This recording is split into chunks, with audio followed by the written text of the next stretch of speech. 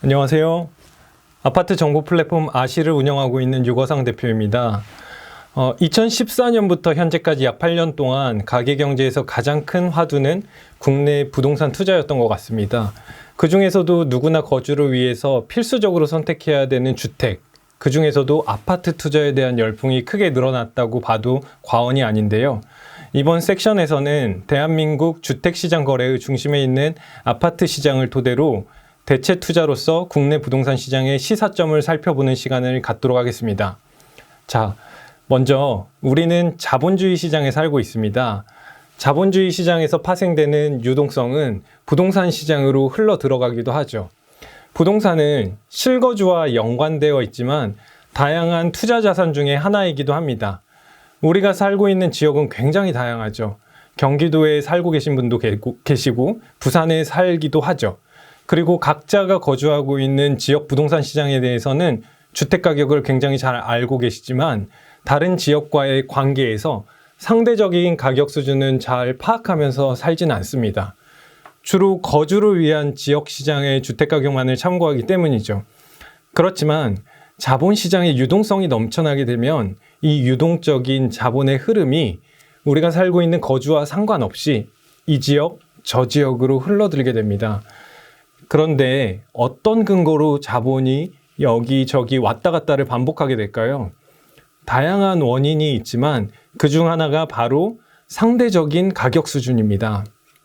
가격이 많이 오른 곳은 되도록 팔거나 혹은 장기적으로 보유하고 상대적으로 가격이 못 오른 지역은 다시 자본이 돌게 됩니다.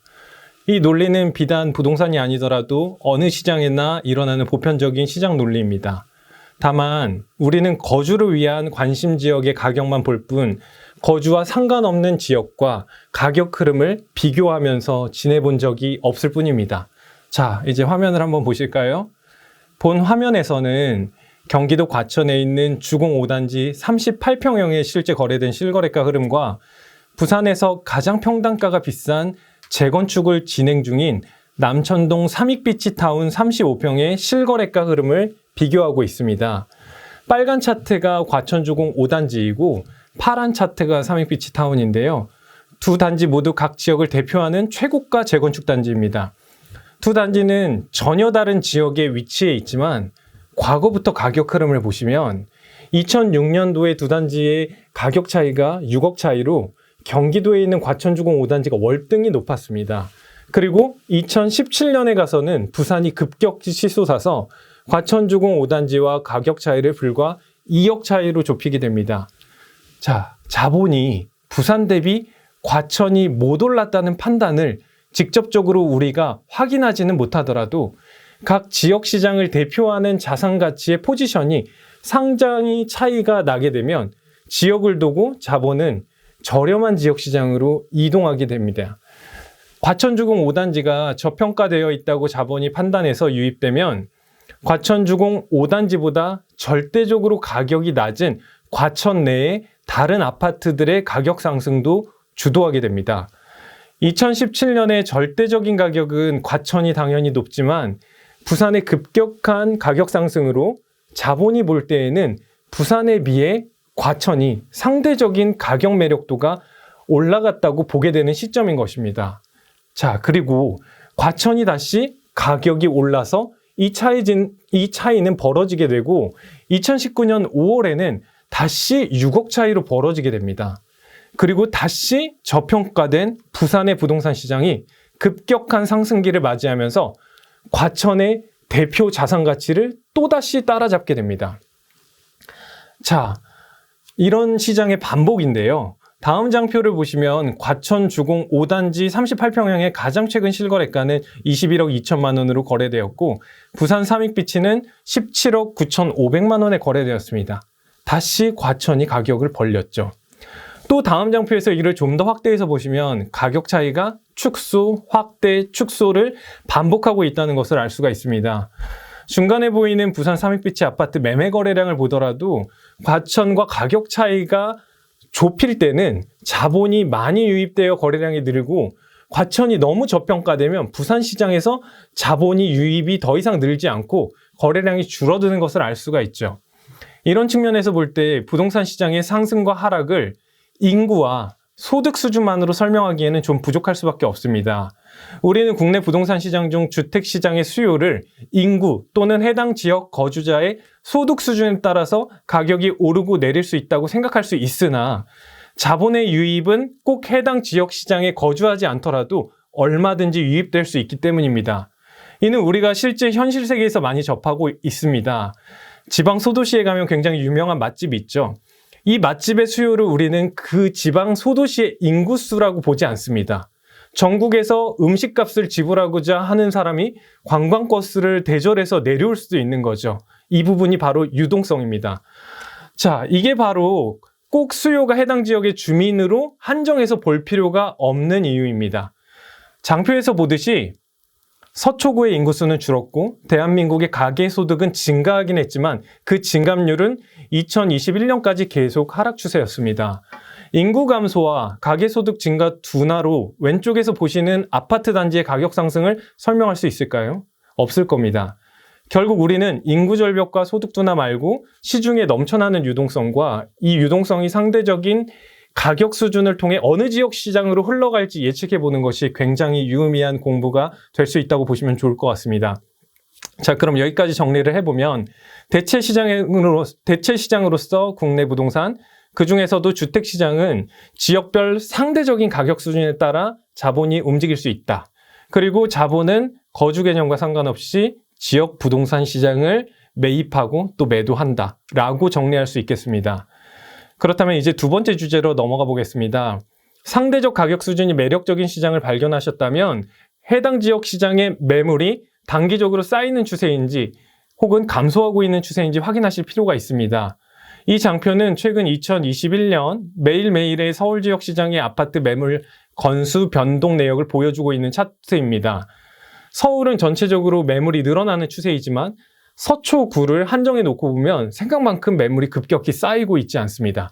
즉 서초구가 가격 수준이 여러분들이 보시기에 상대적으로 매력적이라고 판단되는 시장이라면 매물의 단기적인 추세 측면에서도 부정적인 측면보다 긍정적인 측면이 더 있다고 할 수가 있겠죠. 그렇다면 이렇게 질문할 수 있겠네요.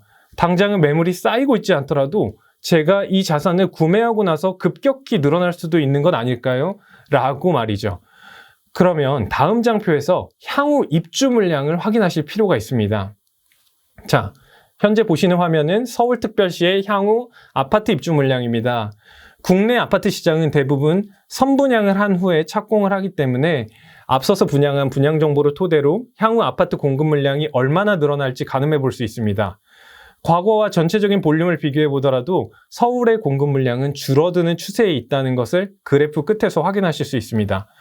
장기적으로 공급이 과도할수록 단기적인 매물 시장에 많은 매물이 쌓이게 될 가능성이 높다고 보시면 되는데요. 현재는 서울만 특정해 놓고 본다고 하면 단기적으로 정부의 대출 규제 등으로 시장의 매물이 늘어나고 있지만 장기적으로는 입주 물량이 줄어드는 추세이기 때문에 향후에는 매물이 급격히 증가할 가능성은 조금 낮다고 판단해 볼 수 있겠습니다.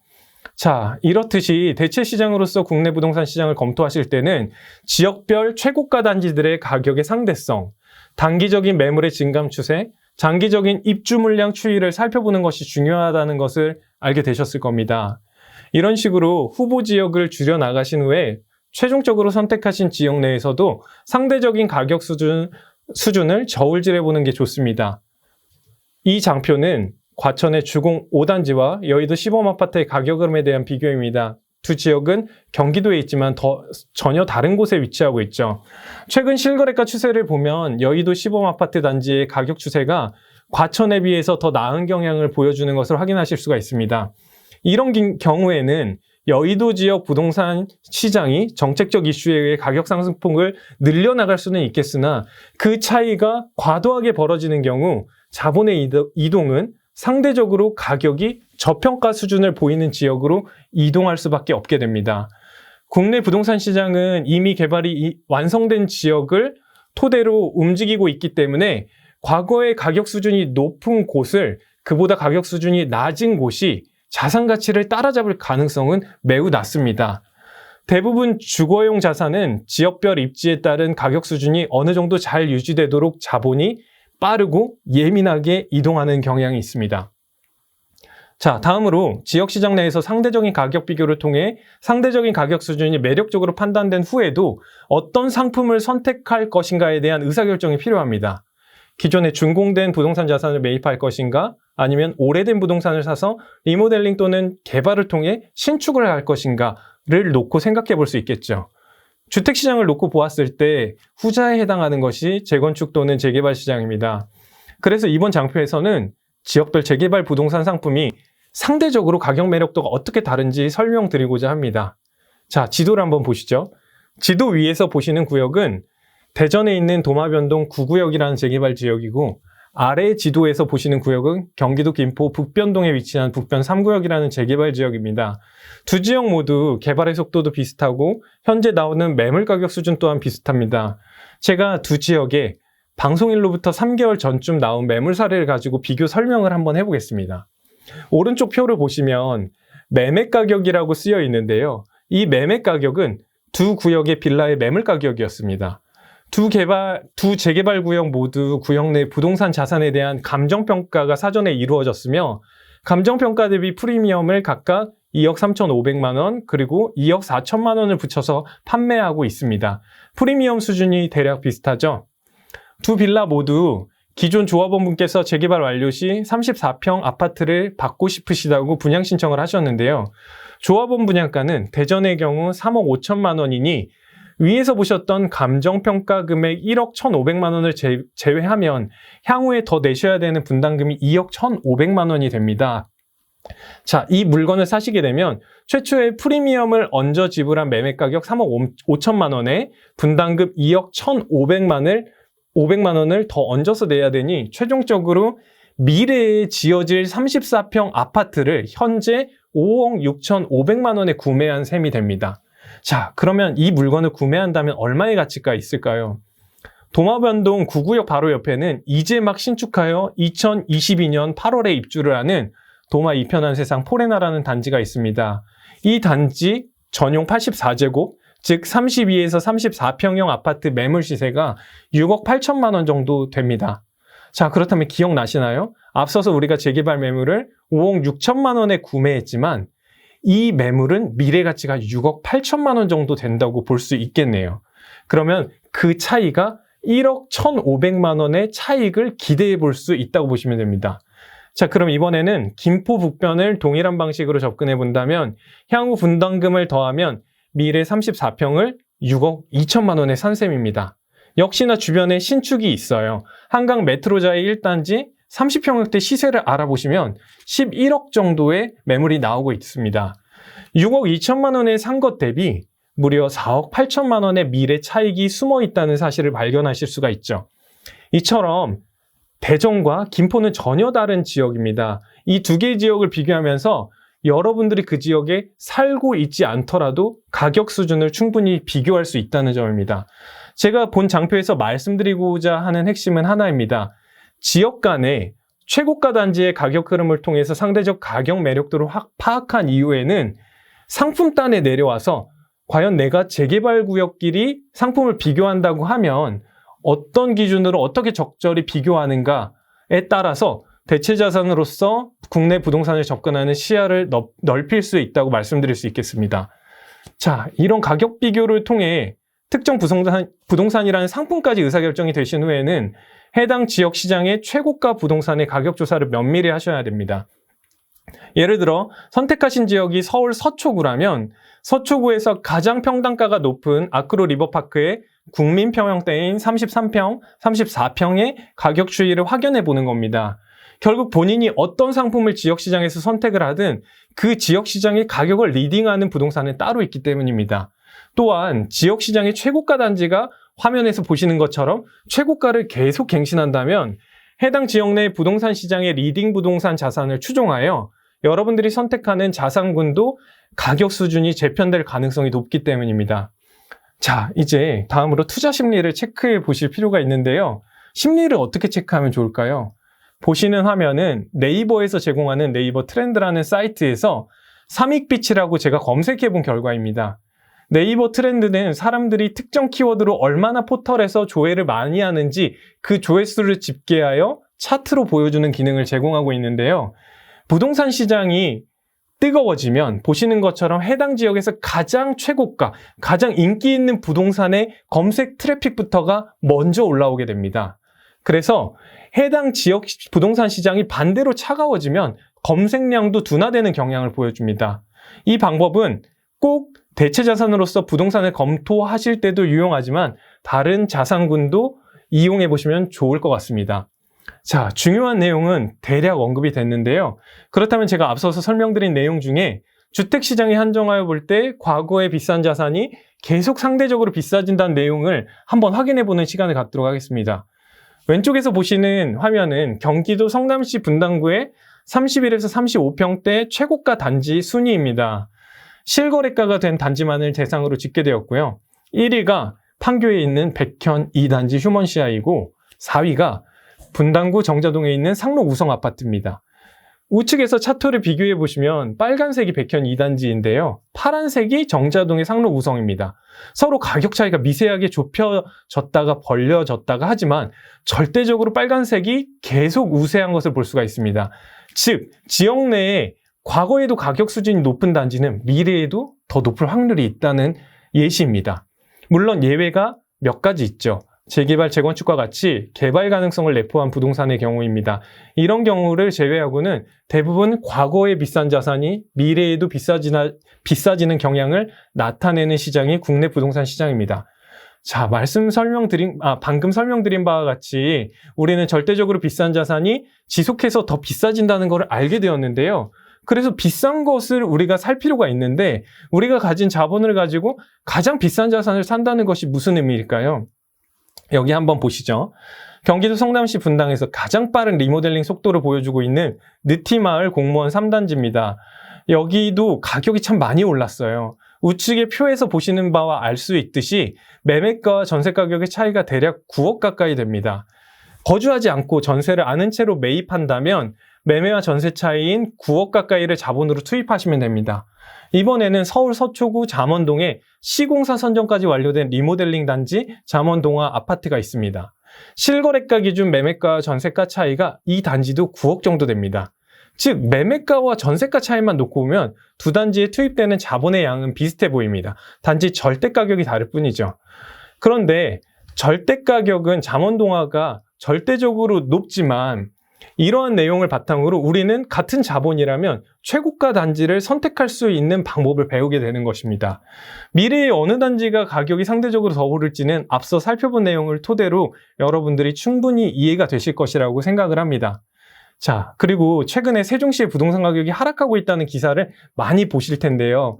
많은 분들이 부동산 폭락에 대해서 생각하시지만 좋은 지역의 부동산 시장 가격이 일시적 혹은 중장기적으로 하락하는 것은 좋은 부동산으로 자산을 이전시킬 좋은 기회가 되기도 합니다. 앞서서 배운 타 지역 시장과의 가격 흐름을 비교해 볼 때 상대적인 가격 수준이 얼마나 매력적으로 벌어지는지 확인해 보는 것도 좋은 공부가 될 것입니다. 이때 중요한 건 매매 가격의 비교도 좋지만 실거주 관점의 전세 가격의 차이도 비교하는 것이 굉장히 중요합니다.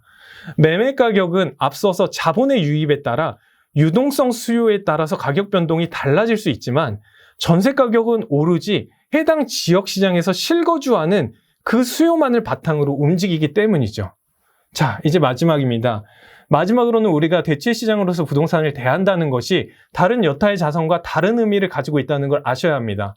주식, 채권 등은 빠른 현금화를 통해 여러분들이 실제 쓸 수 있는 자금이라는 속성을 가지고 있지만 부동산은 최종적으로 처분하기 전까지는 효과적인 현금 흐름 창출이 굉장히 어려운 자산입니다.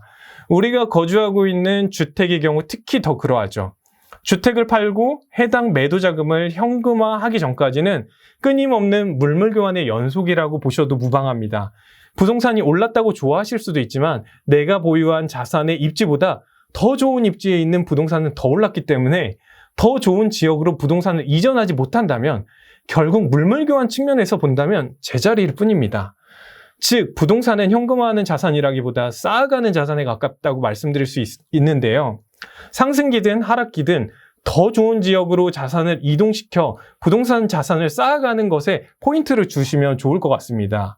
지금 보시는 장표는 강남을 대표하는 재건축 단지인 압구정 현대 5차 아파트와 송파동 잠실동에 위치한 송파를 대표하는 재건축 단지 잠실주공 5단지 실거래가 차트입니다.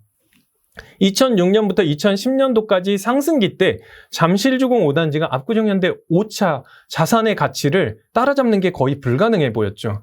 그런데 부동산 하락이 시작되고 2013년 부동산이 하락의 절정에 달했을 때 두 단지의 가격 차이가 상당히 좁아졌음을 차트에서 확인하실 수 있을 겁니다. 즉, 현금화해서 쓰지 않는 자산이라면 더 가치 있는 자산으로 물물 교환이 이루어져야 되는데 상승기보다 오히려 하락기가 더 용이함을 확인하실 수가 있습니다. 부동산 실물 경제가 하락할 경우 정부는 정책적으로 거래를 활성화하기 위해서 양도세와 취득세 혜택을 제공합니다. 규제의 빗장도 풀려지기 마련이죠. 따라서 오히려 교환의 측면에서만 보셨을 때 하락기에 더 많은 기회가 상존하고 있다는 것을 여러분들이 아실 필요가 있습니다. 키자TV 시청자 여러분들께서는 부동산 상승과 하락이라는 키워드에 매몰되시기보다는 부동산의 장기적인 사이클에 맞춰서 어떻게 효율적으로 자산 배분을 추구할 수 있는지에 대해 포커스를 둔다면 효과적인 포트폴리오 구축이 가능할 것이라고 생각합니다. 자, 그럼 지금까지 대체 투자로서 국내 부동산 시장에 대해서 이야기해보았는데요.